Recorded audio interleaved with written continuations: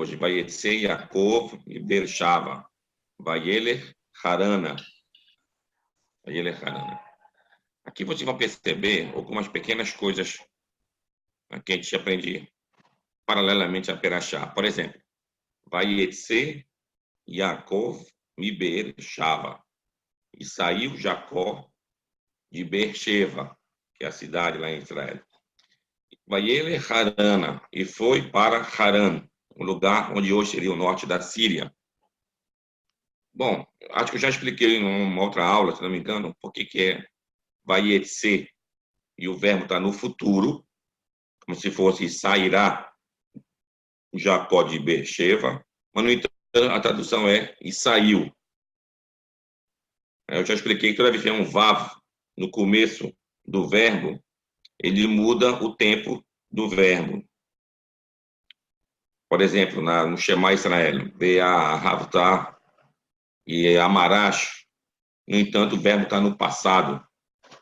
Como tem o vav no começo, a letra vav, muda o tempo do verbo. Mas outra colocação também dessa perashá vai ser Yaakov mi Beershava. Mas não é Beersheva. O que se fala Beershava? Bom, isso aqui então é outro tema que já vou abordar um pouquinho rapidamente aqui.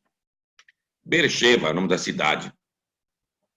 E no hebraico, quando você se encontra no final de versículo, chama-se Sof Pasuk. Sof é fim, Pasuk é versículo, fim do versículo. Ou então, mesmo no meio do versículo, tem um som musical chamado Etnar, ou então Etnartá, que quer dizer tipo uma pausa. Uma pausa. Então, nessas duas situações, quando uma palavra for pegar nessa situação, ou do final, ou nessa pausa, ela pode mudar um pouco a grafia dela. Por exemplo, aquela bênção que a gente fala de manhã, diz assim, Mitzadei Gaver. A palavra Gaver, a palavra é Gever. Gever quer dizer do homem. Como está no final de versículo, tu vai mudar essa primeira sílaba do E para A. Você fica Gaver. Mesma coisa aqui, me Beersheva. Como está no final do versículo, ou na questão da pausa, Beershava. Mas onde eu quero chegar? Quero chegar a partir daí à questão da berachá do vinho. Berachá do vinho. Berachá do vinho, que a gente, ao tomar vinho, a gente fala assim, ou então até suco de uva também, que diz assim, Baruch, Atá, fala o nome de Deus, Hashem, Eloheinu, Melech, Haolam, Boré, Peri, ou então Feri, ainda vou explicar isso para vocês, Hagafen, e nós dizemos Hagefen. Mas seguindo essa mesma regra, como está na Perachá, inclusive, e aqui seria um final de frase, então seria Boré, Peri, Hagafen, como falam nossos irmãos Ashkenazim e outros judeus de outras origens. Mas nós dizemos Boré, Peri, ou então Peri, Hagefen. Pode ver o nosso titulim, está lá escrito Hagefen. Aí vem a pergunta, mas gramaticalmente não seria Hagafen? Porque a gente fala Hagefen. Uma coisa aqui puxa a outra. Bora começar logo. Boré, Peri, Hagefen, ou então Feri, Hagefen. Qual é o problema aqui? Na palavra Boré, que quer dizer criador, a gente estudando o livro do Sefer Yetzirah. Sefer Yetzirah é o mundo da criação, é o livro da criação. E a criação de Deus passa pelo falar de Deus. Deus fala e o mundo é criado. Então, a fala de Deus, ela é letras do hebraico, do Ivrit, Lashon HaKodesh. E ela tem 22 consoantes e mais os pontos vocálicos, ou seja, os pontos massoréticos que representam a vogal. Esses pontos massoréticos, que são transmitidos oralmente, pois o termo massorético, da Massorá, são no total de 11 pontos. São 2 tipos do ponto que valem A, 2 tipos de E, 2 tipos de I, 2 tipos de O, 2 tipos de U e uma vogal muda. Total 11. E dentro dessas 2 ou dessas 10 vogais, tu vai ter 5 vogais fortes e 5 vogais fracas e fortes. Então, quando uma palavra termina com uma vogal forte na última sílaba, a sílaba seguinte da palavra seguinte, tá? Benção, borê, peri, vem com um ponto dentro. Mas como terminou a palavra com uma vogal forte, então vou ler borê, feri, não mais peri. Borê, feri. Bom, então aqui fica a seguinte interpretação. Se fosse pontuado essa frase dentro da Torá, que tem aquelas pautas, como você faz a leitura, isso também serve como sinalização gramatical. Se fosse na Torá, teria borê, aí teria uma parte musical que praticamente ia separar essa palavra da outra. Sendo separado, então continua o ponto dentro do P. Então, borê, tipo assim, borê, vírgula, peri, hagefen. Então, seria peri. Mas os outros dizem, mas não tem, mas não está na Torá. E não tem a pontuação. Se não tem essa pontuação, ou seja, com essa pauta musical, então não se aplica essa regra. Se não se aplica essa regra, volta a outra regra que a gente falou antes. Qual? Que termina de uma palavra, uma vogal forte, e a palavra seguinte ele desaparece. Então vira F. Então, para nós entendemos que como não tem realmente a parte ferir, em vez de perir. Só para vocês entenderem. Logicamente, quem fala um ou outro estará sábios que falaram isso. Isso consta na literatura rabínica, tá certo? Seria borê ferir. Agora vai chegar no nosso assunto principal que a gente falou no começo. Hagafen ou Hagefen. Bem, nesse caso, o certo gramaticalmente seria Hagafen, com A no final, Gaudibeira e Shava, que a gente vê aqui nessa perachá. Mas por que falamos Hagefen? A nossa tradição de falar Hagefen, e assim a gente fala Hagefen, essa vai nos ensinar que quando a gente escreve Hagefen, certa palavra, Gefen quer dizer o vinho. Então, esse Gefen como é escrito? O Gimel, letra Gimel.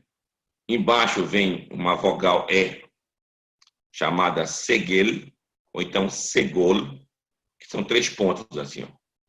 2 em cima e 1 embaixo. Depois vem a letra Fe, outro ponto igual, que são esses 2 pontos em cima e 1 embaixo, que é o Segel, e no final, Gefen. Por que tu continua falando Hagefen, não Hagafen? Porque desses 3 pontos que tem no Gimel, e esses 3 pontos tem no Fe, dá um total de 6 pontos. Só para te ensinar que 6 vezes durante os momentos, você é obrigado a fazer a bênção do vinho. Quais? Quando se tem um filho homem, vai fazer o Brit Milá, tem a obrigação de se fazer a bênção do vinho. Se esse filho foi primogênito e abriu o ventre materno, com 30 dias tem que fazer o resgate do primogênito, o Pidyon Raben. Novamente, a bênção do vinho, tem 2 vezes. Aí se tem depois o casamento. Num casamento, se faz duas coisas num momento só. Se faz o noivado daquele casal, aí tem a bênção do vinho, Boreferi Hagefen, Boreferi Hagefen. Depois tem o casamento, propriamente dito, as 7 bênçãos do casamento. Então, mais uma vez, a bênção do vinho. Então, já temos aqui 4 vezes. Temos aqui 4 vezes. E depois, quando chega um Shabat, você é obrigado a fazer o quê? O Kiddush. E o Kiddush é feito sobre uma taça de vinho. Aí nós sabemos, Boré, Feri, Hagefen. E quando termina aquele dia sagrado, no caso, a Havdalah, a gente fazer novamente a bênção do vinho. Total, 6 vezes. Então, nós temos 6 momentos para fazermos a bênção do vinho. Lógico que não pode ser mais do que isso. Mas são 6 momentos que então, obrigatório, acaba sendo obrigatório. Então, é só para te indicar, e se conserva a palavra sem mudar, apesar de ficar no final da frase, Boré, Feri, Hagafen, ou Boré, Peri, Hagafen, e sim continua, Boré, Feri, Hagefen. É assim que os nossos sábios dizem. Bom, isso foi uma coisa. Então, por isso, o termo está lá, Bershava, que está no final do Etanartá, que é um som que faz uma pausa, ou quando estiver no final de uma frase, vai mudar justamente por essa situação. Bom, aí o Jacó vai de Beersheba para Haran, tá certo? E quando ele passa por Jerusalém, como se fosse, tá certo? Ele está próximo de um lugar chamado Beit El. Beit El. E lá o Jacó dorme e tem um sonho. Nesse sonho, ele vê uma escada que vai da terra até os céus. E nessa escada, Malachim, anjos, Olim, sobem, Beoredim, e descem. Sobem e descem. Aí a pergunta, e o que quer dizer? Aí ele chama para esse lugar, tá certo? Que é Shara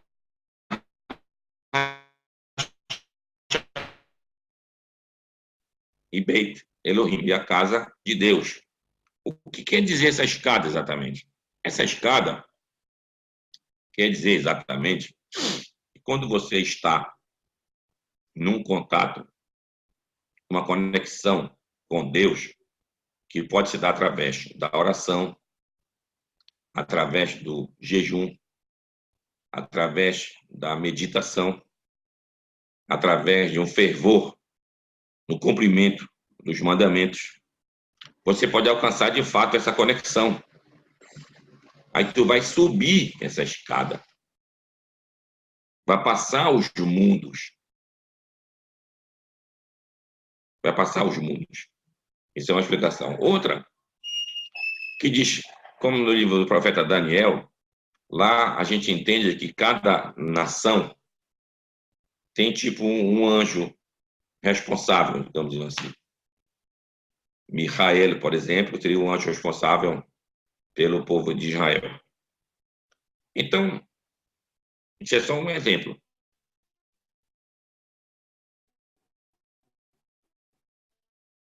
Assim, a Terra também tem as suas subidas e as suas descidas.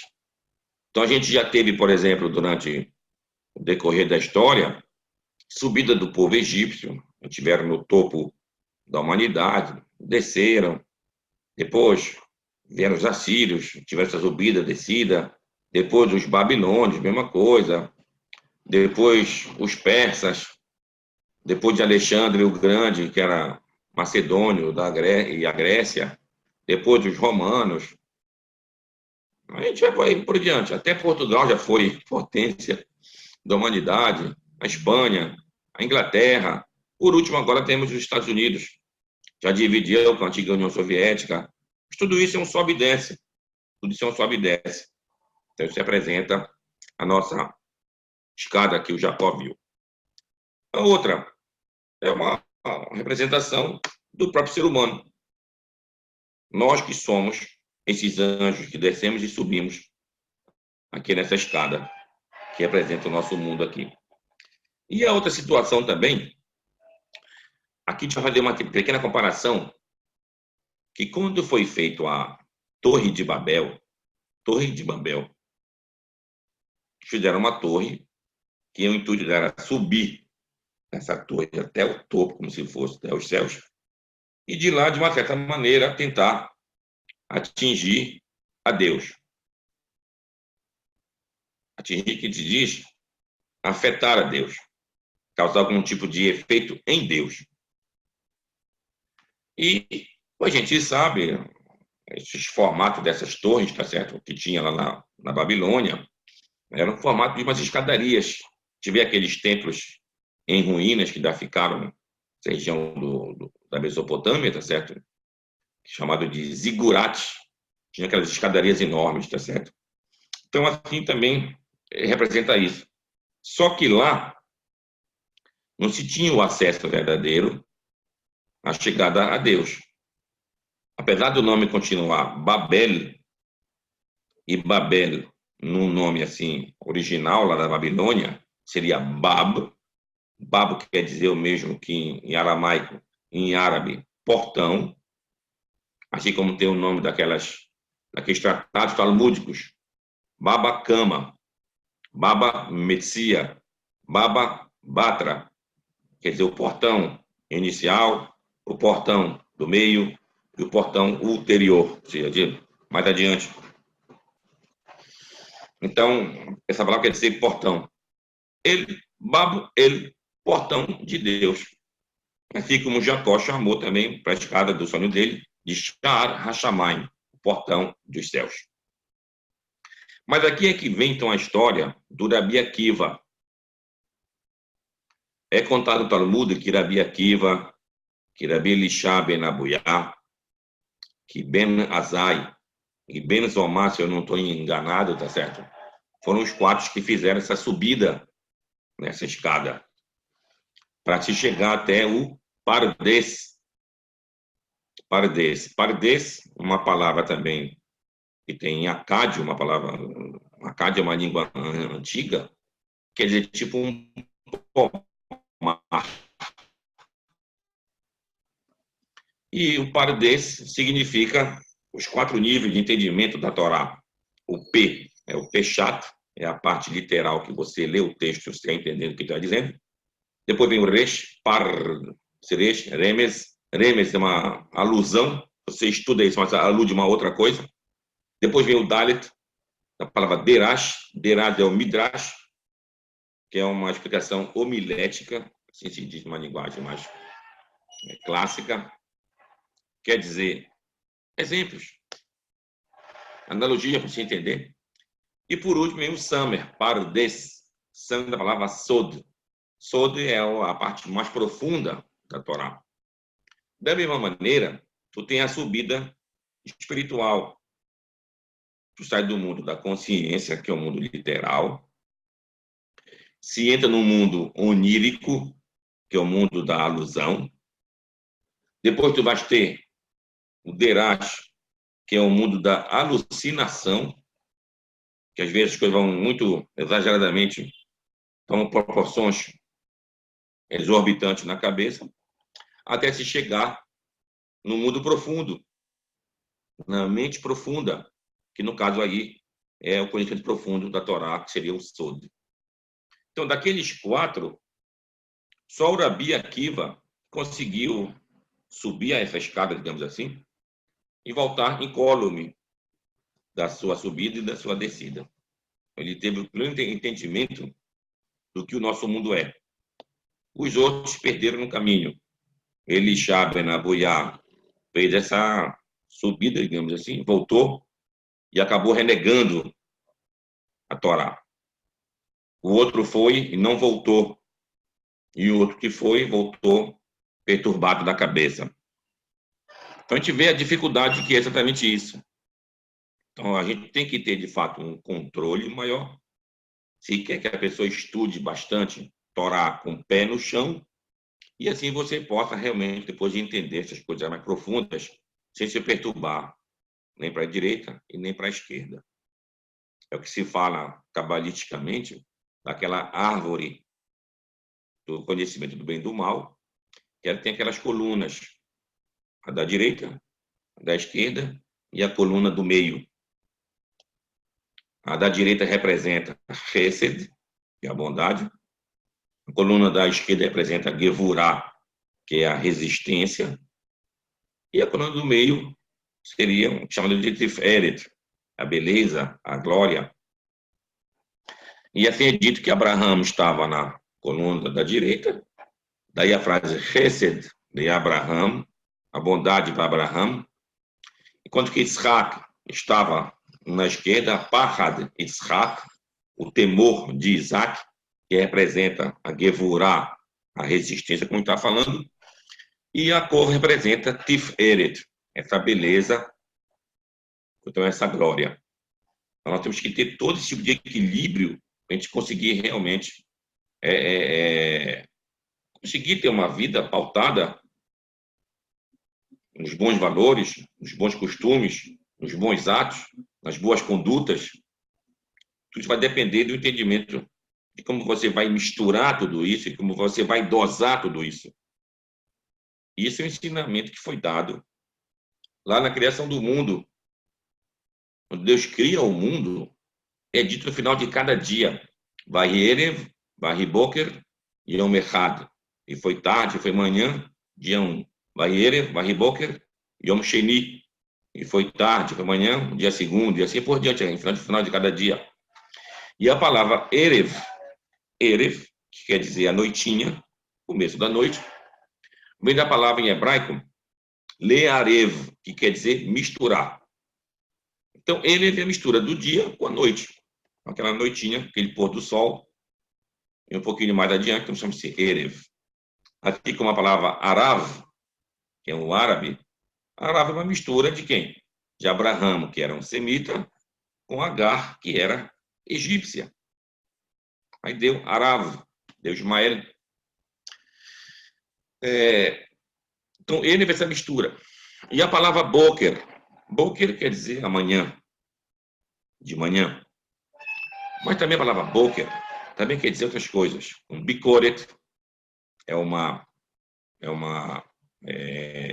controle. Boker quer dizer aquele que cavalga em bois, tipo um boiadeiro. Aí a palavra Bakar, que é vaca em hebraico. Então, Boker é a situação do quê? Desse controle. Quando tu mistura as coisas, depois tu controla. Você tem que dosar aquilo ali. Então, esse é o segredo da nossa vida. Tudo acontece, tem que ter a sabedoria da dosagem. Nada é bom demais e nada é ruim demais. Tudo vai depender de como você vai lidar justamente com isso. Nós temos, por exemplo, Yetzer, um instinto. Uns chamam de Yetzer Hatov, instinto para o bem. Outros chamam de Yetzer Hará, instinto para o mal. Então, não quer dizer que um não presta, o outro presta. Não, cada um tem sua função. E uma função importante. Por exemplo, o Yetzer Hatov.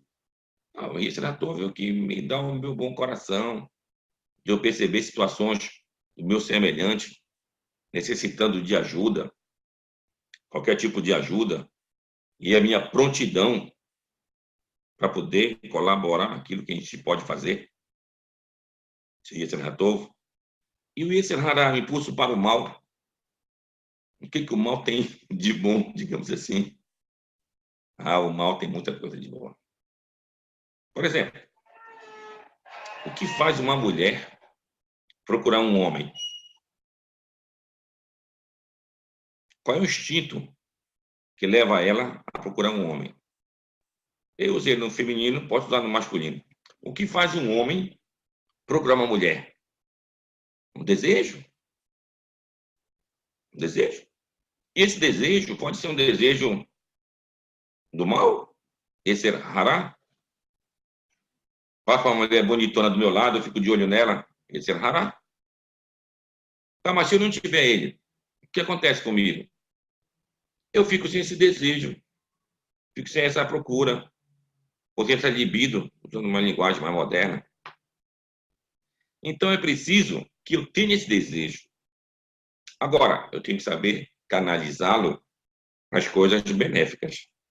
Procuro, de fato, uma mulher, consigo ter uma afinidade com ela, e assim vou exercitar o meu Yetzer Hará, lógico.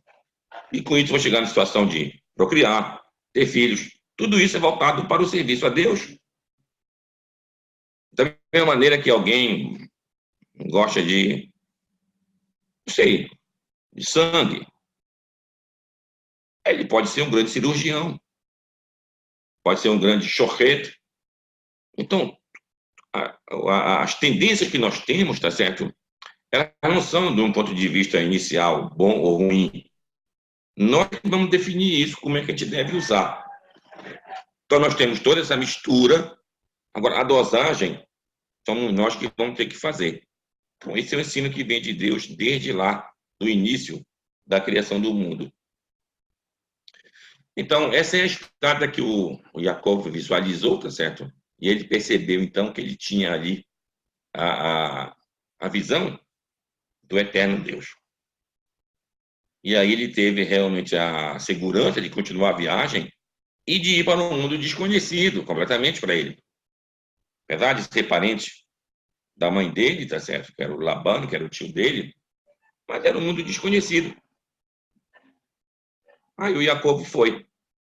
É o que vai relatar Perachá mais adiante.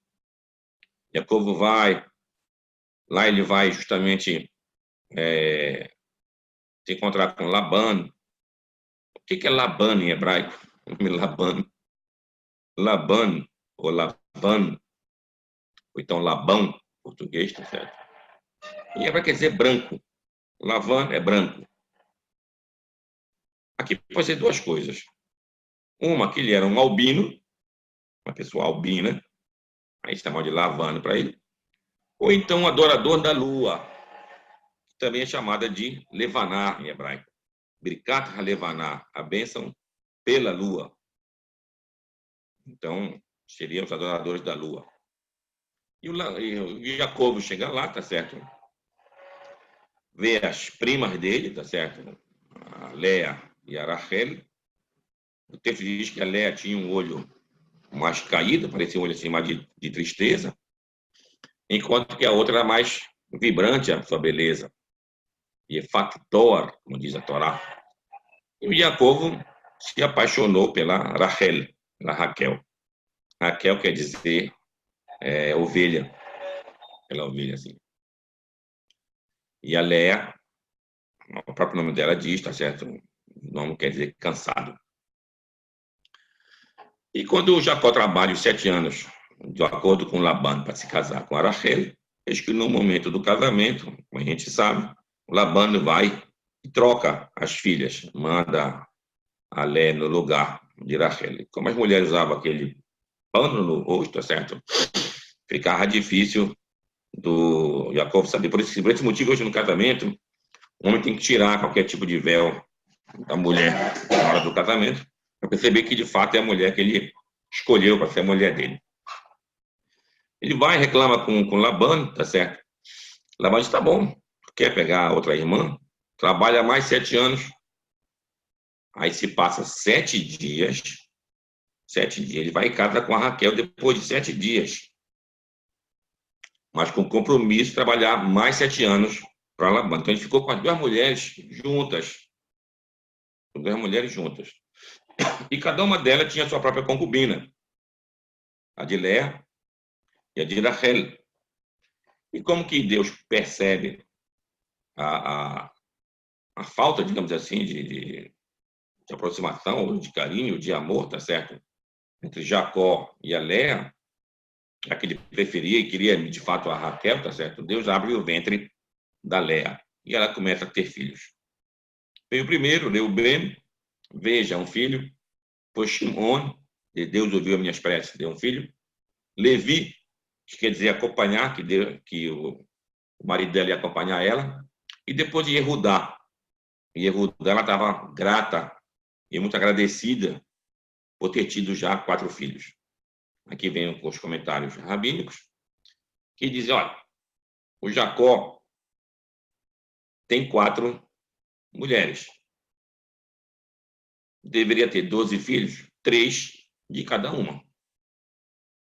Quando a Léa teve o seu 4º filho, ela ficou muito agradecida, ela estava mais do que passando do que seria o limite.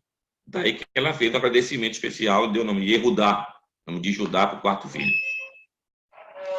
Até que depois Deus vendo a situação da Raquel, ainda teve filhos com concubinas, até que depois abriu o ventre de Raquel, ela teve um filho, então, chamado Yosef. E ela disse, Asaf Herpati, que Deus tirou, tá certo, digamos assim, a minha vergonha. Vergonha porque eu não tinha filhos, tá certo? Bom, daqui a gente vê, tá certo, que essa situação de ter filhos, ela vem do eterno Deus. É Deus que determina quem vai ter filhos, quem não vai ter filhos, digamos assim. Mas, para o mundo de hoje, vem a pergunta, mas alguém pode fazer um controle de natalidade? Alguém pode, em outras palavras, evitar filhos? O que a Halakha fala nisso hoje? Bom, a Halakha geral diz que você não pode proibir, evitar de ter filhos. Isso é uma situação. Entrando nos pormenores, a Torá vai entender assim, como está escrito lá no primeiro capítulo, Peru Urubu, que vocês cresçam e frutifiquem. Então, o que quer dizer isso? Peru seria um filho, urubu, 2 filhos. 2 filhos. Aí tem a pergunta, mas 2 filhos homens? É outra discussão também. Diz, não, se tiver um filho e uma mulher, está completado. Outro diz, não, tem que ser 2 homens. Então a Halakha fica um pouquinho aberta nessa situação aí. Mas se entende, sabe-se claramente, que filhos dependem da vontade do eterno Deus. É Deus que nos manda os filhos para nós. Então, é contada, inclusive, uma história de um casal, que era Rabi Pinehas, não estou bem lembrado agora, que não tinha filhos, ele com a mulher dele, e oraram bastante a Deus para ter um filho, e esse filho nasceu, foram abençoados com o filho. Quando o filho nasceu, é contada a história, que com tenra idade, ou seja, poucos meses de vida, tá certo? O garoto já falava, e falava muito. E ele contava as coisas do mundo lá de cima. 7 céus, 7 terras, coisas que o Zohar, inclusive, depois vai falar sobre isso. Aí o pai dele disse, não, meu filho, tu não pode ficar falando isso. Chamou a atenção dele. A partir daí o garoto ficou calado. Não falou mais. Ficou mudo. Ficou mudo. E só voltou a falar depois dos 12 anos para fazer o Yom HaTefilim dele, para fazer o dia que seria o Bar Mitzvah dele. Aí ele voltou, falou, e falou coisas de novo do mundo lá de cima e profecias, e morreu. E morreu. Aí essas profecias foram escritas depois, são chamadas de Nevuat Hayeled, a profecia do garoto, que o Rambam, Rabbi Moshe Ben Maimon, se refere a essas profecias também, que seriam profecias voltadas para o nosso mundo de hoje, digamos assim. O nome do garoto, Nachman, que é o prenome dele, Nachman. Katofa, Katofa, uma palavra em hebraico, a palavra katif, que quer dizer ceifar. Então, aquele que foi ceifado, Nachman do ceifado, porque perdeu a vida numa idade ainda jovem. Então, daqui a gente está vendo, tá certo, que tudo isso é da vontade do Eterno. Devemos, sim, pedir a Deus que Deus possa realizar aquilo que é bom para nós. Aquilo que é bom para nós. Muitas vezes a gente não entende o que é bom para nós ou não. A gente fica a pedir coisas que talvez não fossem a coisa mais certa.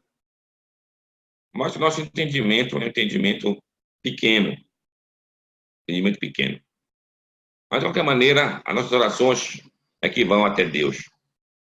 Então, para a gente ter, de fato, uma resposta de Deus, uma ressonância da nossa oração, vai ter que estar realmente uma kavaná completa, que vai envolver a nossa mente, mor, o nosso corpo.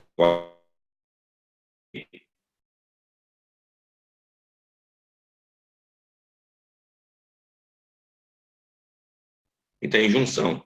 E quando está no momento certo, a gente acontece. A gente fala uma coisa, mas o pensamento está noutra, fala uma coisa, o sentimento está em outra coisa. É difícil a gente alcançar esse momento de sintonia entre as coisas. Daí a dificuldade de a gente ter realmente uma resposta mais rápida às nossas orações. Mas, de qualquer maneira, o que Deus pede para nós, dentro da Torá, sabedor que temos dificuldade de chegarmos em meditação, digamos assim, de alcançarmos essa escada para evoluir desses vários mundos, aí a Torá te concentra nos mandamentos.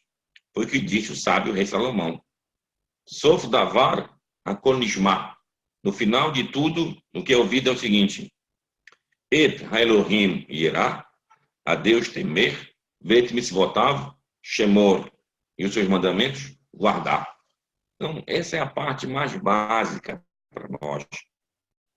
Nós não temos aquela condição de fazermos uma evolução em vida, ainda espiritual, ainda em vida. Então, fiquemos com o pé no chão, vamos cumprir com nossos mandamentos, vamos tentar servir a Deus com todo o nosso coração, do nosso fervor, e se ater às mitzvot. As mitzvot são para fazer, e mitzvot lotar-se. Os mandamentos que são aqueles que não é para fazer isso. Tanto um como o outro tem a sua... Tu tem que ter uma disponibilidade, tem que ter uma disposição para fazer isso. Então, isso é a mitzvah que a gente recebe. Então, mitzvah, goreret, mitzvah. Uma mitzvah chama outra mitzvah. Assim como também haverá, goreret, haverá. Uma transgressão chama outra transgressão. Eu tenho que ter esse caminho para buscar ao eterno Deus. Então, daqui a gente vê, tá certo, que os nossos patriarcas, desde Abraão, Isaac, Jacob, tá certo, tinham bastante preocupação, primeiro em fazer esse contato com Deus diretamente, essa conexão com Deus diretamente. E era através da oração ou através tá certo, desse, vou chamar até de meditação, que poderia acontecer num estado de sono onírico, até no estado acordado. Então, nós temos, dentro dos valores numéricos do nome de Deus, temos um desdobramento, vamos chamar assim, desses nomes do eterno Deus. Por exemplo, o nome de Deus, que é o tetragrama, tetra, é 4, está em português, e grama da palavra gramática, quer dizer letra, 4 letras. O nome do eterno são 4 letras. Um dos nomes do eterno, certo? E é a letra Yod, a letra A. Então, esse é o nome do eterno. Valores numéricos desse nome. O Yod vale 10, Re 5, Vav 6, outro Re 5, total 26. Então, tem 26 é o nome do eterno. Mas, como eu falei, tem desdobramento desse nome. Como assim desdobramento? Desdobramento que é dito é assim. Eu pego a letra Yod, que vale 10, mas eu vou escrever ela por extenso. Como é que eu escrevo a letra Yod? O próprio Yod. A letra Vav, Dalet, Yod. E vou somar agora as letras todas que compõem a letra Iod, da palavra Iod. O próprio Iod é 10, o Vav é 6, o Dalet é 4, já deu 20. Então, só um Iod já vale 20. Já não é mais só 10. Letra Re. Como é que está a letra Re? O próprio Re e um Aleph. Re vale 5, Aleph vale 1. Então, já tem 6, 20. Mais 6, já tem 26, só na metade. Aí continua, tem a letra Vav. Mas como escrevo a letra Vav? O próprio Vav, um Aleph e outro Vav. O Vav vale 6, Aleph vale 1, tem 7, outro Vav 6, 13. 26 e 13 dá 39. Já estou em 39. Aí, outra letra Re. Como se escreve? Re Aleph mais 6. 39 mais 6 dá o número 45. 45. Já não é mais só 26, já é 45. E o que é a palavra 40? O que é o número 45? Daqui a gente vai entender agora o que é dito lá em Gênesis. Façamos o homem a nossa imagem e semelhança. Vem a palavra 45 da palavra área até 4. Total tem 5. E o mesmo é 40. 45. Então, do próprio Deus, nós temos o Adão, da 45. Mas ainda continua outros desdobramentos. Por quê? Porque a pergunta é como é que eu escrevo as letras? O Yod, tá bom, não tem mudança. É Yod, Vav, Dalet. Mas a letra Re, eu posso escrevê-la diferente. Eu usei agora Re Aleph, mas eu posso usar agora Re e mais um Re, também a letra Re. De modo que com essas mudanças, vai dar 63. Melhor, vai dar 52. 52 para ser mais exato. Aí depois nós temos o valor de 63, que são essas mudanças. Depois eu vou chegar em 72, que eu vou mudar novamente. Como é que eu escrevo as letras? Re, eu vou escrever Re Yud, em vez de Re Aleph ou Re. Aí já muda por completo. Então, esses são os desdobramentos dos valores do nome de Deus. Então, esses nomes de Deus, eles é que fazem que eu possa ter a conexão com Deus. Por exemplo, do mundo da matemática. A gente sabe que na matemática é um conhecimento humano já existente desde os primórdios da humanidade. Os egípcios sabiam bastante matemática, tanto é prova suas construções, os babilônios também, os assírios, os gregos, depois os romanos, já se foi até chegar ao nosso dia de hoje. Nunca se termina esse conhecimento da matemática. E a gente sabe que tem números que são icônicos. Por exemplo, o número π. O número π é a divisória de uma circunferência pelo seu diâmetro. Vai sempre dar um número π, ou seja, nunca é um número, um número certo. Então, bora ver se existe isso na Torá também. O que os hebreus, o que a Torá pode, digamos assim, contribuir com a matemática? Olha, a gente vai ver o seguinte: Deus fala e cria o mundo com a fala dele, é certo que a gente falou no começo. E quando você transforma essa fala graficamente, são nas letras, tu pega as letras representando a fala, e Deus falou na língua sagrada. E a grafia da língua sagrada são as letras do alfabeto hebraico. Aleph, Bet, Gimel, Dalet, Re, Vav, Zain, Re, Tet, Yod, até a letra Tav. Total vai dar 22 letras. Então, o hebraico é composto de 22 letras. Tá? Deus criou o mundo em quantos dias? Em 7? Fez tudo em 6, descansou no 7º. Então, tu pega as 22 letras da criação do mundo e divide pelos 7 dias da criação do mundo. Quanto vai dar 22 dividido por 7? Depois alguém pode fazer na calculadora aí para ver. 22 por 7 vai dar 3,14 e assim por diante continua. Que é o número pi. O número pi. Exatamente, o número pi. Então, a gente vê que desde a criação do mundo, nós já temos todo esse conhecimento matemático e o que é melhor. A gente disse ainda agora aqui que a matemática é um conhecimento humano. Mas não é bem verdadeiro isso. Por quê?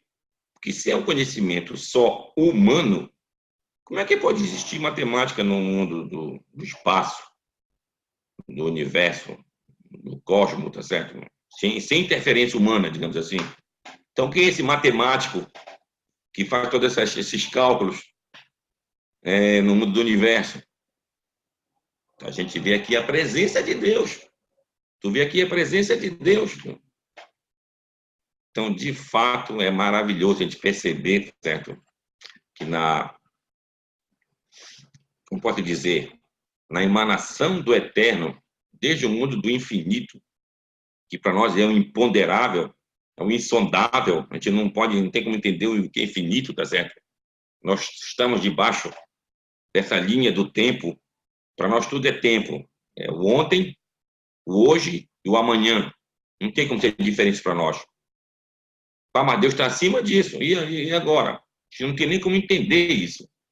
Então, Deus vem desse mundo, do imponderável, do infinito, e está emanando para o mundo do finito, que é o nosso mundo limitado, o nosso mundo das suas criaturas, que somos nós. Nós somos fatias do Criador, as criaturas. Então, para nós termos essa conexão, é preciso que nós nos concentremos, por exemplo, numa tefilá. A palavra tefilá, por exemplo. O que é tefilá? O verbo lefalel. Lefalel é você dialogar. Dialogar, certo? É dito, inclusive, que os juízes são de pelilim. Pelilim, aqueles que dialogam, aqueles que debatem para saber uma situação de alguém culpado ou inocente. Então, isso que é tefilá. É igual como Abraão, nosso patriarca, fez junto com Deus. Mas Deus, lá em Sodoma, tiver lá 40 justos, não vai perdoar aquela cidade? Aí Deus diz, não, eu vou perdoar, mas se não tiver 40, 30, e assim Deus, Abraão vai dialogando com Deus. Então, essa é a palavra tefilá. E por isso que é dito, Deus o seu relacionamento que nós temos do ser com Deus é o mesmo que com um companheiro nosso. Tu fala para alguém, tá, tu, mesma coisa para Deus, Baruch, tá, ser bendito, és tu. Há uma relação direta. Isso é chamado do eu e tu. Tem até um filósofo judeu famoso, Martin Buber, final do século XIX, tá certo? Ele escreveu um livro chamado Eu e Tu. Ele fala dessa relação, digamos assim, bem próxima de cada ser humano, tá certo? Para com Deus, eu e tu.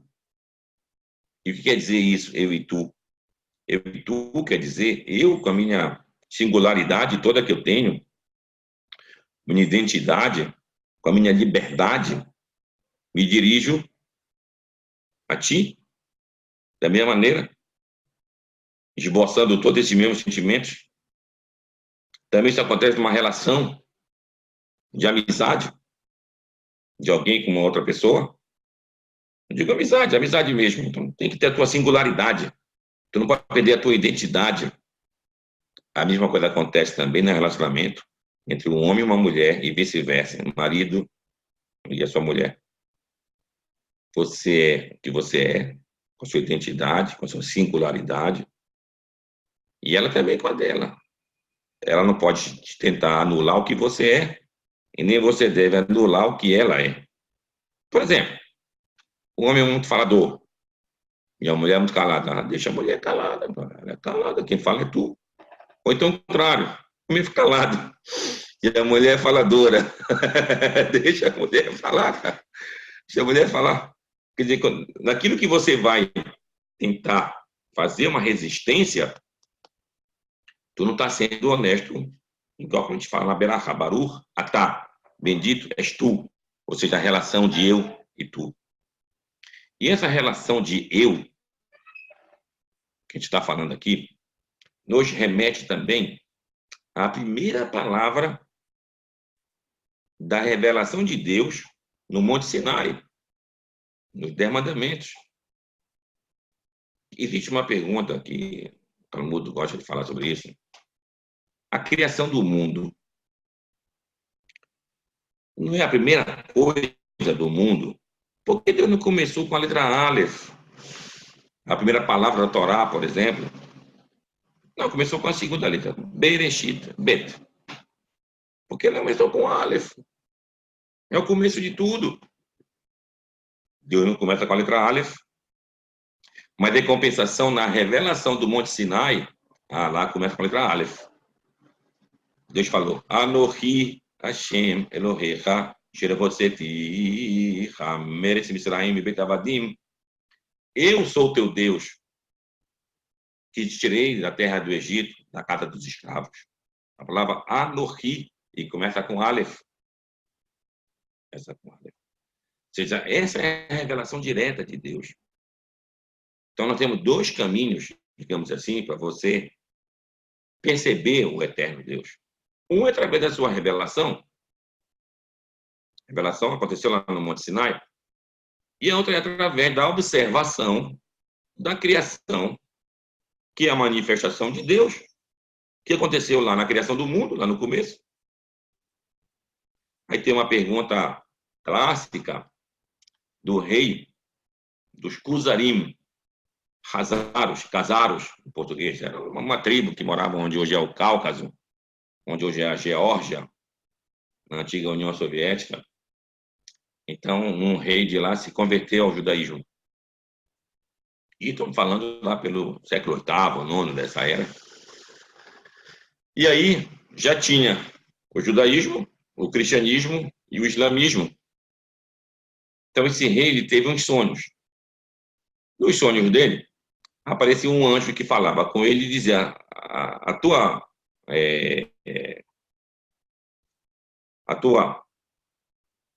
forma de pensar é correta, as tuas intenções são boas, mas os teus atos ainda não são.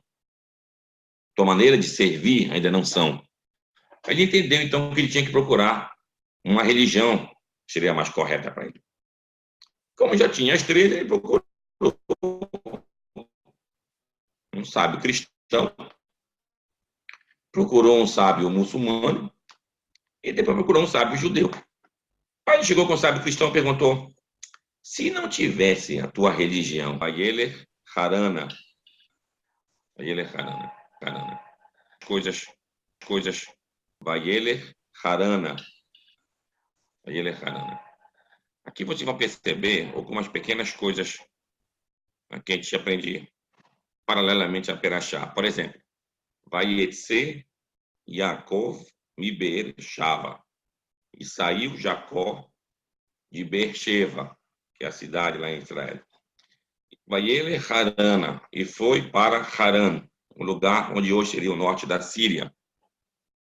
Bom, acho que eu já expliquei em uma outra aula, se não me engano, por que é Vayetse, e o verbo está no futuro, como se fosse sairá Jacó de Beersheba, mas, no entanto, a tradução é e saiu. Eu já expliquei que toda vez que tem um vav no começo do verbo, ele muda o tempo do verbo. Por exemplo, no Shema Israel, Be'ahavta e Amarash, no entanto, o verbo está no passado. Como tem o vav no começo, a letra vav, muda o tempo do verbo. Mas a outra colocação também dessa perashá vai ser Yaakov mi Beershava, mas não é Beersheva. Por que se fala Beershava? Bom, isso aqui então é outro tema que já abordar um pouquinho rapidamente aqui. Beersheba, é o nome da cidade. E no hebraico, quando você se encontra no final de versículo, chama-se Sof Pasuk. Sof é fim, Pasuk é versículo, fim do versículo. Ou então, mesmo no meio do versículo, tem um som musical chamado Etnar, ou então Etnartá, que quer dizer tipo uma pausa. Uma pausa. Então, nessas duas situações, quando uma palavra for pegar nessa situação, ou do final, ou nessa pausa, ela pode mudar um pouco a grafia dela. Por exemplo, aquela bênção que a gente fala de manhã, diz assim, Mitzadei Gaver. A palavra Gaver, a palavra é Gever. Gever quer dizer do homem. Como está no final de versículo, tu vai mudar essa primeira sílaba do E para A. Você fica Gaver. Mesma coisa aqui, me Sheva. Como está no final do versículo, ou na questão da pausa, Bershava. Mas onde eu quero chegar? Quero chegar a partir daí à questão da berachá do vinho. Berachá do vinho. Berachá do vinho, que a gente, ao tomar vinho, a gente fala assim, ou então até suco de uva também, que diz assim, Baruch, Atá, fala o nome de Deus, Hashem, Lohenu, Melech, Haolam, Boré, Peri, ou então Feri, ainda vou explicar isso para vocês, Hagafen, e nós dizemos Hagefen. Mas seguindo essa mesma regra, como está na Perachá, inclusive, e aqui seria um final de frase, então seria Boré, Peri, Hagafen, como falam nossos irmãos Ashkenazim e outros judeus de outras origens. Mas nós dizemos Boré, Peri, ou então Peri, Hagefen. Pode ver o nosso titulim, está lá escrito Hagefen. Aí vem a pergunta, mas gramaticalmente não seria Hagafen? Por que a gente fala Hagefen? Uma coisa aqui puxa a outra. Bora começar logo. Boré, Peri, Hagefen, ou então Feri, Hagefen. Qual é o problema aqui? Na palavra Boré, que quer dizer criador, a gente estudando o livro do Sefer Yetzirah. Sefer Yetzirah é o mundo da criação, é o livro da criação. E a criação de Deus passa pelo falar de Deus. Deus fala e o mundo é criado. Então, a fala de Deus é letras do hebraico, do Ivrit, Lashon HaKodesh. E ela tem 22 consoantes e mais os pontos vocálicos, ou seja, os pontos massoréticos que representam a vogal. Esses pontos massoréticos, que são transmitidos oralmente, pois o termo massorético, da Massorá, são no total de 11 pontos. São dois tipos do ponto que valem A, dois tipos de E, dois tipos de I, dois tipos de O, dois tipos de U e uma vogal muda. Total 11. E dentro dessas duas, ou dessas 10 vogais, tu vai ter 5 vogais fortes e 5 vogais fracas. Fracas e fortes. Então, quando uma palavra termina com uma vogal forte, na última sílaba, a sílaba seguinte da palavra seguinte, tá? Benção, borê, peri, vem com um ponto dentro.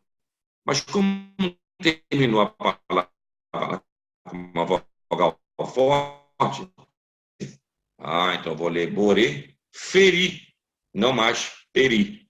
Borê, feri. Bom, então aqui fica a seguinte interpretação. Se fosse pontuado essa frase dentro da Torá, que tem aquelas pautas, como você faz a leitura, isso também serve como sinalização gramatical.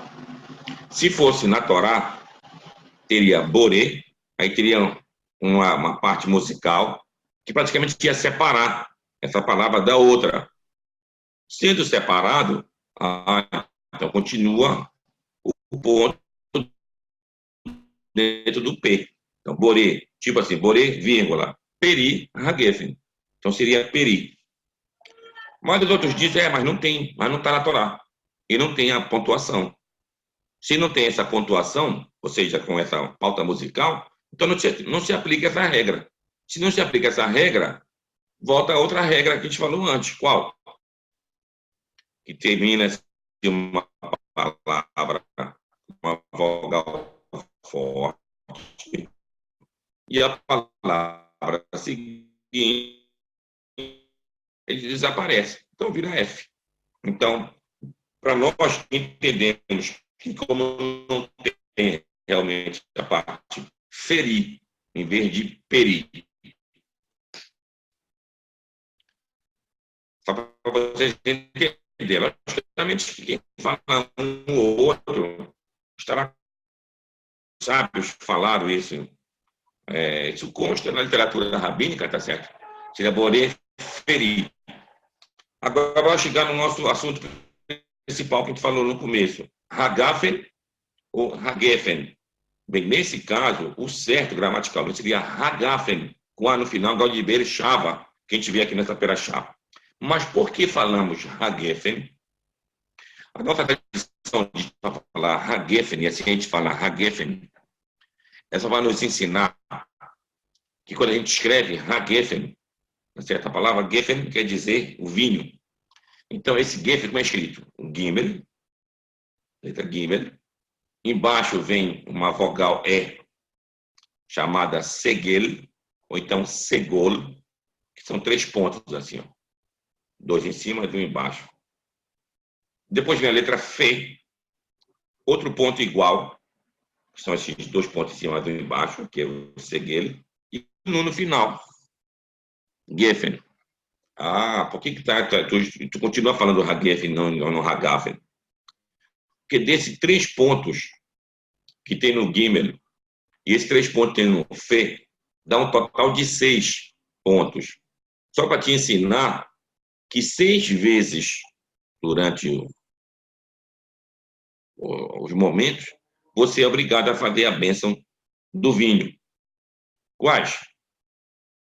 Quando se tem um filho homem, vai fazer o Brit Milá, tem a obrigação de se fazer a bênção do vinho. Se esse filho foi primogênito e abriu o ventre materno, com 30 dias tem que fazer o resgate do primogênito, o Pidyon Raben. Novamente, a bênção do vinho, tem 2 vezes. Aí se tem depois o casamento.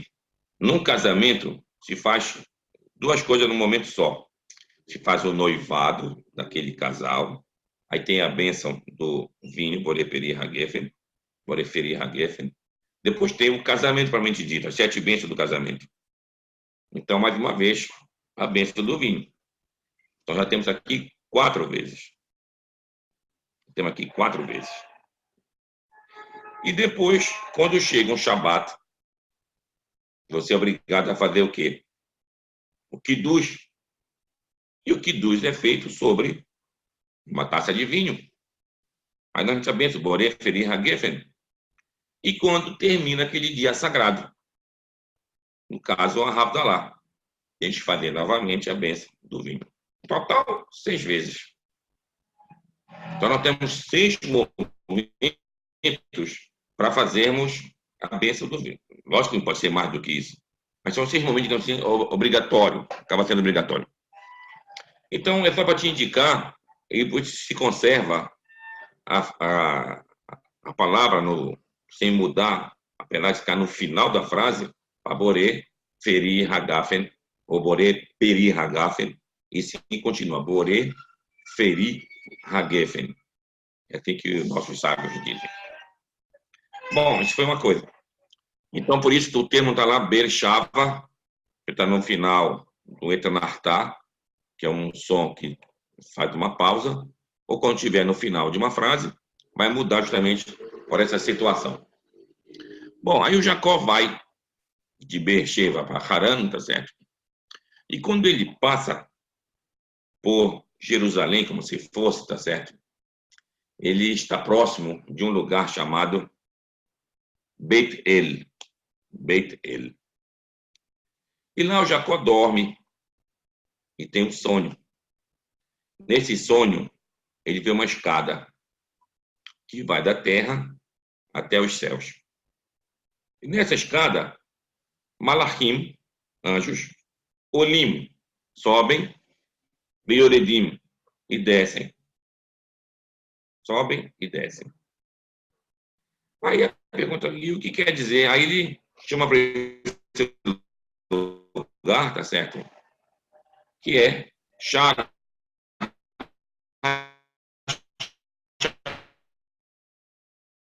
e Beit Elohim, e a casa de Deus.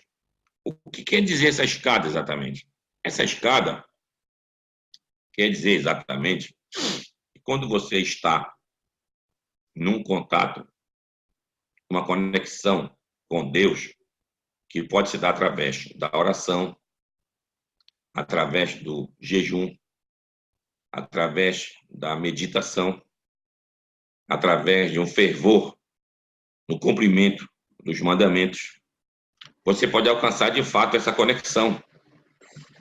Aí tu vai subir essa escada, vai passar os mundos, vai passar os mundos. Isso é uma explicação. Outra, que diz, como no livro do profeta Daniel, lá a gente entende que cada nação tem tipo um anjo responsável, digamos assim. Micael, por exemplo, seria um anjo responsável pelo povo de Israel. Então, isso é só um exemplo.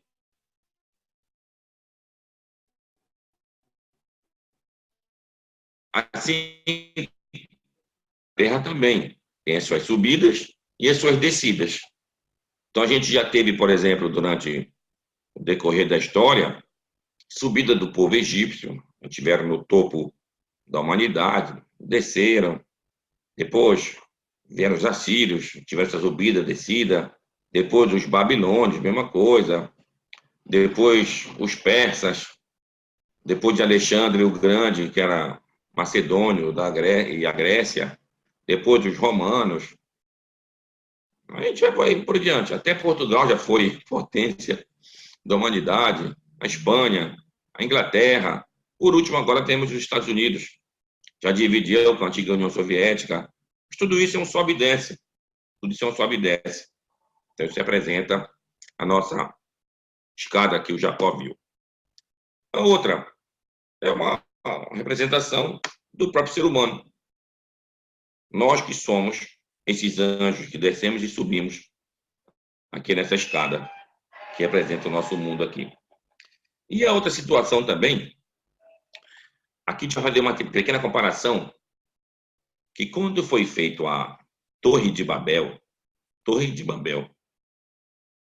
fizeram uma torre que o intuito era subir essa torre até o topo, como se fosse até os céus, e de lá, de uma certa maneira, tentar atingir a Deus.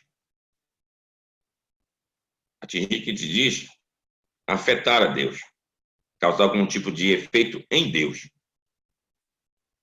E a gente sabe, esses formatos dessas torres, tá certo? Que tinha lá na Babilônia, era um formato de umas escadarias. Tive aqueles templos em ruínas que ainda ficaram nessa região da Mesopotâmia, tá certo? Chamado de zigurates. Tinha aquelas escadarias enormes, tá certo? Então, assim também representa isso. Só que lá não se tinha o acesso verdadeiro à chegada a Deus. Apesar do nome continuar Babel, e Babel, num nome assim original lá da Babilônia, seria Bab. Bab quer dizer o mesmo que em aramaico, em árabe, portão, assim como tem o nome daqueles tratados talmúdicos, Baba Kama, Baba Metsia, Baba Batra, quer dizer o portão inicial, o portão do meio e o portão ulterior, ou seja, mais adiante. Então, essa palavra quer dizer portão. Ele, Babo, ele, portão de Deus. Assim como Jacó chamou também para a escada do sonho dele de Sha'ar Hashamayim, o portão dos céus. Mas aqui é que vem então a história do Rabi Akiva. É contado no Talmud que Rabi Akiva, que Rabi Elisha ben Abuyá, que Ben Azai e Ben Zomar, se eu não estou enganado, tá certo? Foram os 4 que fizeram essa subida nessa escada para se chegar até o Pardes. Pardes. Pardes, uma palavra também que tem em Acádio, uma palavra. Acádio é uma língua antiga, quer dizer tipo um pomar.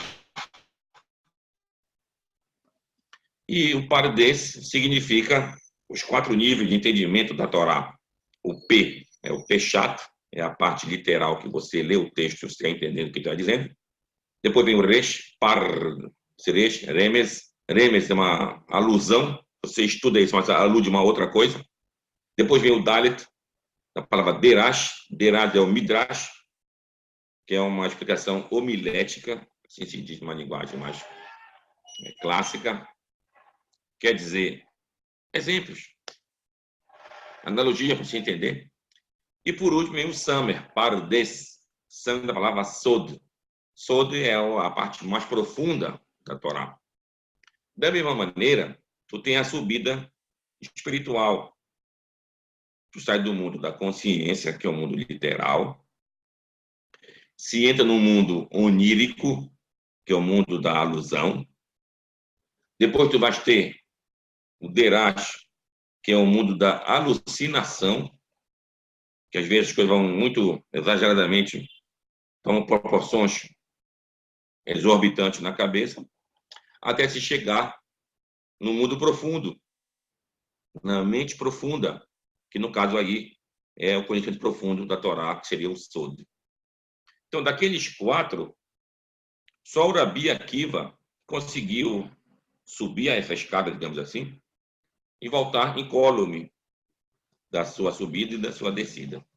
Ele teve o pleno entendimento do que o nosso mundo é. Os outros perderam no caminho. Elisha ben Abuyá fez essa subida, digamos assim, voltou e acabou renegando a Torá. O outro foi e não voltou. E o outro que foi, voltou perturbado da cabeça. Então, a gente vê a dificuldade que é exatamente isso. Então, a gente tem que ter, de fato, um controle maior. Se quer que a pessoa estude bastante, Torá com o pé no chão, e assim você possa realmente, depois de entender essas coisas mais profundas, sem se perturbar, nem para a direita e nem para a esquerda. É o que se fala cabalisticamente daquela árvore do conhecimento do bem e do mal, que ela tem aquelas colunas, a da direita, a da esquerda e a coluna do meio. A da direita representa Chesed, que é a bondade. A coluna da esquerda representa Gevurah, que é a resistência. E a coluna do meio seria chamada de Tiferet, a beleza, a glória. E assim é dito que Abraão estava na coluna da direita, daí a frase Chesed de Abraão, a bondade para Abraão, enquanto que Isaac estava na esquerda, Pahad Isaac, o temor de Isaac, que representa a Gevurah, a resistência, como está falando, e a cor representa Tiferet, essa beleza, então essa glória. Então, nós temos que ter todo esse tipo de equilíbrio para a gente conseguir realmente conseguir ter uma vida pautada nos bons valores, nos bons costumes, nos bons atos, nas boas condutas. Tudo vai depender do entendimento de como você vai misturar tudo isso e como você vai dosar tudo isso. Isso é um ensinamento que foi dado lá na criação do mundo. Quando Deus cria o mundo, é dito no final de cada dia: Vayerev, Vahiboker, Yom Echad. E foi tarde, foi manhã, dia 1. Vayerev, Vahiboker, Yom Sheni. E foi tarde, foi manhã, dia 2, e assim por diante, no final de cada dia. E a palavra Erev, Erev, que quer dizer a noitinha, começo da noite, vem da palavra em hebraico Learev, que quer dizer misturar. Então, Erev é a mistura do dia com a noite. Aquela noitinha, aquele pôr do sol, e um pouquinho mais adiante, então chama-se Erev. Aqui com a palavra Arav, que é um árabe, Arav é uma mistura de quem?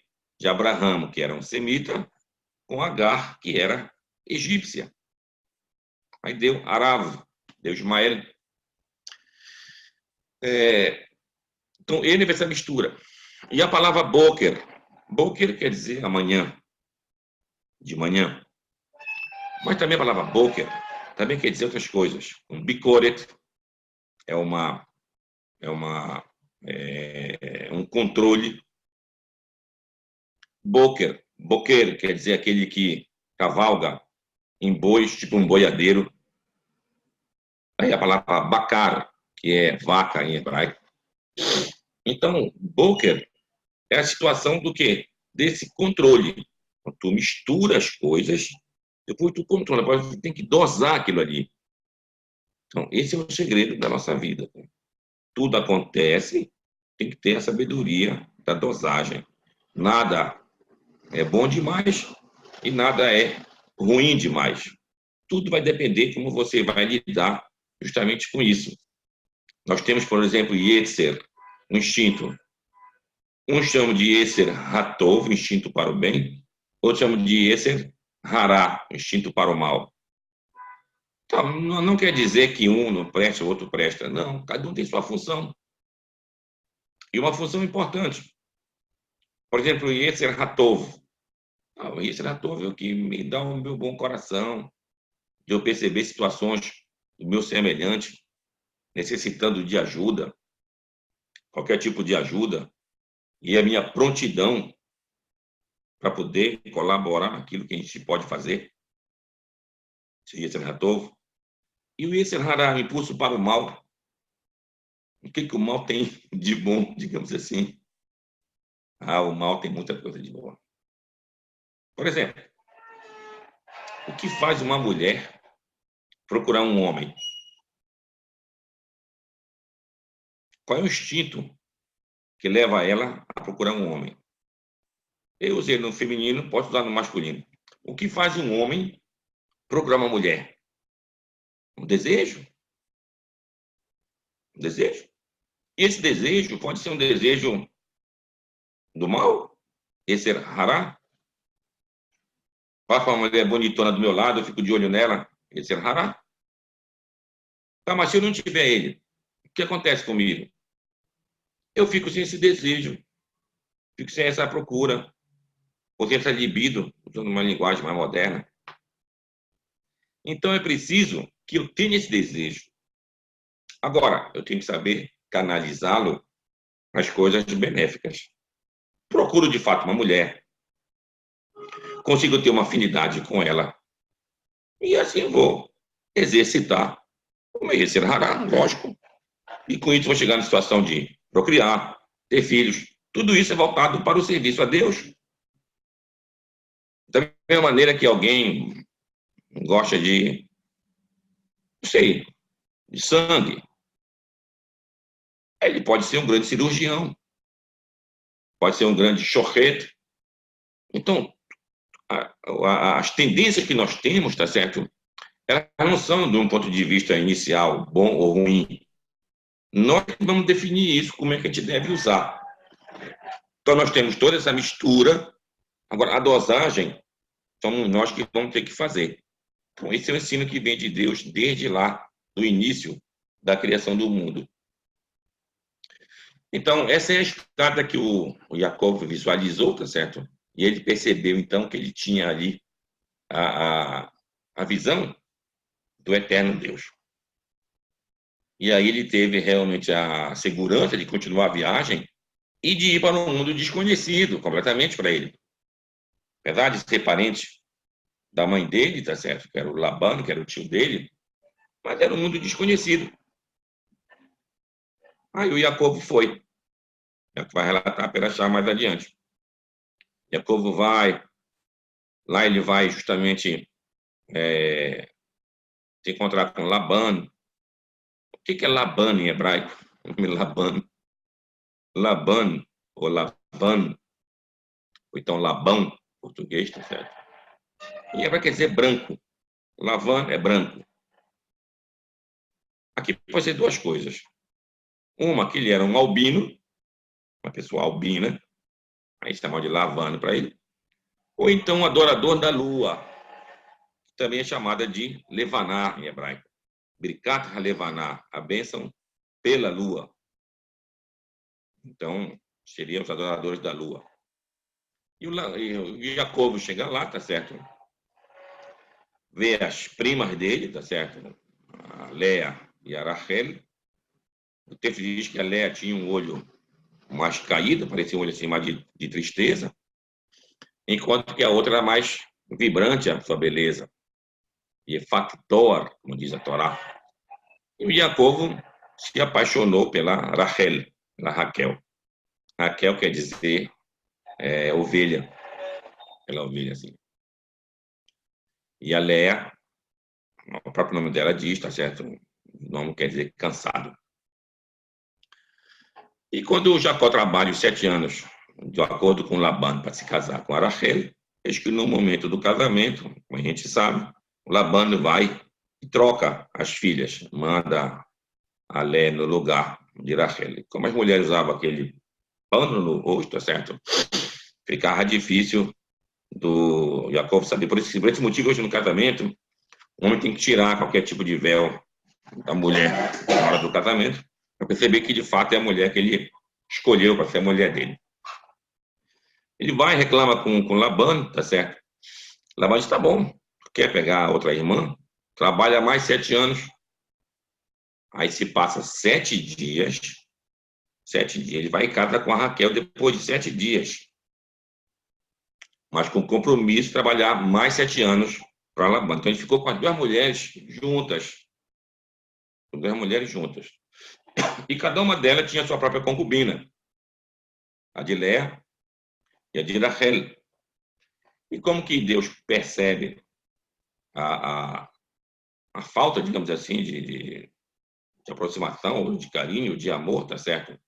Entre Jacó e a Léa, a que ele preferia e queria, de fato, a Raquel, tá certo? Deus abre o ventre da Léa e ela começa a ter filhos. Veio o primeiro, Reuben, veja, um filho.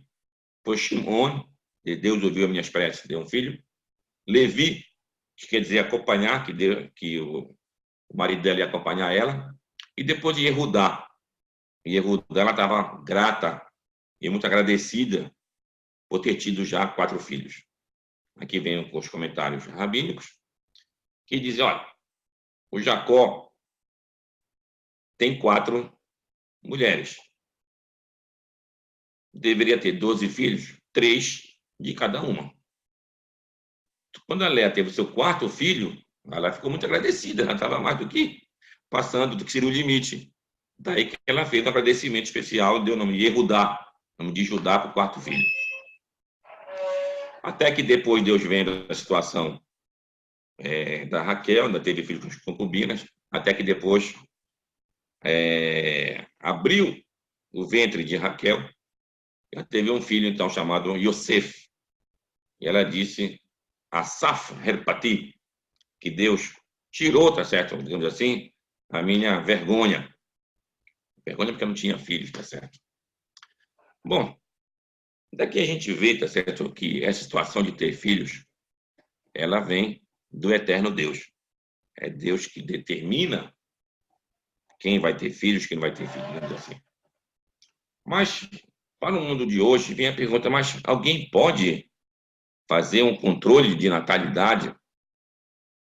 Alguém pode, em outras palavras, evitar filhos? O que é halakha? fala nisso hoje? Bom, a alahá geral diz que você não pode proibir, evitar de ter filhos. Isso é uma situação. Entrando nos pormenores, a Torá vai entender assim, como está escrito lá no primeiro capítulo, Peru, Urubu, que vocês cresçam e frutifiquem. Então, o que quer dizer isso? Peru seria um filho, Urubu, dois filhos. Dois filhos. Aí tem a pergunta, mas dois filhos homens? É outra discussão também. Diz, não, se tiver um filho e uma mulher, está completado. Outro diz, não, tem que ser dois homens. Então a Alahá fica um pouquinho aberta nessa situação aí. Mas se entende, sabe-se claramente, que filhos dependem da vontade do eterno Deus. É Deus que nos manda os filhos para nós. Então, é contada, inclusive, uma história de um casal, que era Rabi Pinehas, não estou bem lembrado agora, que não tinha filhos, ele com a mulher dele, e oraram bastante a Deus para ter um filho, e esse filho nasceu, foram abençoados com o filho. Quando o filho nasceu, é contada a história, que com tenra idade, ou seja, poucos meses de vida, tá certo? O garoto já falava, e falava muito. E ele contava as coisas do mundo lá de cima. 7 céus, 7 terras, coisas que o Zohar, inclusive, depois vai falar sobre isso. Aí o pai dele disse, não, meu filho, tu não pode ficar falando isso. Chamou a atenção dele. A partir daí o garoto ficou calado. Não falou mais. Ficou mudo. Ficou mudo. E só voltou a falar depois dos 12 anos para fazer o Yom HaTefilim dele, para fazer o dia que seria o Bar Mitzvah dele. Aí ele voltou, falou, e falou coisas de novo do mundo lá de cima e profecias, e morreu. E morreu. Aí essas profecias foram escritas depois, são chamadas de Nevuat Hayeled, a profecia do garoto, que o Rambam, Rabi Moshe Ben Maimon, se refere a essas profecias também, que seriam profecias voltadas para o nosso mundo de hoje, digamos assim. O nome do garoto, Nahman, que é o prenome dele, Nahman. Katofa, Katofa, uma palavra em hebraico, a palavra katif, que quer dizer ceifar. Então, aquele que foi ceifado, Nahman do ceifado, porque perdeu a vida numa idade ainda jovem.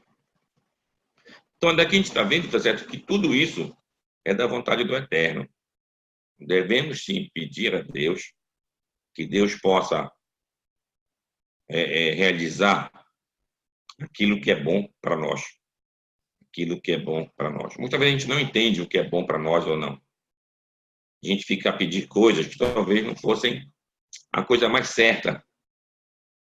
Mas o nosso entendimento é um entendimento pequeno. Entendimento pequeno. Mas, de qualquer maneira, as nossas orações é que vão até Deus. Então, para a gente ter, de fato, uma resposta de Deus, uma ressonância da nossa oração, vai ter que estar realmente uma kavaná completa, que vai envolver a nossa mente, o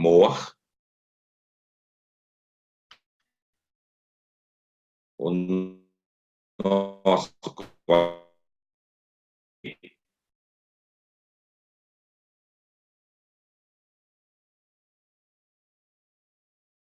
E está em junção. E quando está no momento certo, a gente acontece. A gente fala uma coisa, mas o pensamento está noutra, fala uma coisa, o sentimento está em outra coisa. É difícil a gente alcançar esse momento de sintonia daquelas coisas. Daí a dificuldade de ter realmente uma resposta mais rápida às nossas orações. Mas, de qualquer maneira, o que Deus pede para nós, dentro da Torá, sabedor que temos dificuldade de chegarmos em meditação, digamos assim, de alcançarmos essa escada para evoluir desses vários mundos, aí a Torá te concentra nos mandamentos. Foi o que disse o sábio rei Salomão. Sof davar hakol nishma. No final de tudo, o que é ouvido é o seguinte: Et ha-Elohim yirá, a Deus temer, vet mitzvotav shemor, e os seus mandamentos guardar. Então, essa é a parte mais básica para nós. Nós não temos aquela condição de fazermos uma evolução em vida, ainda espiritual, ainda em vida. Então, fiquemos com o pé no chão, vamos cumprir com nossos mandamentos, vamos tentar servir a Deus com todo o nosso coração.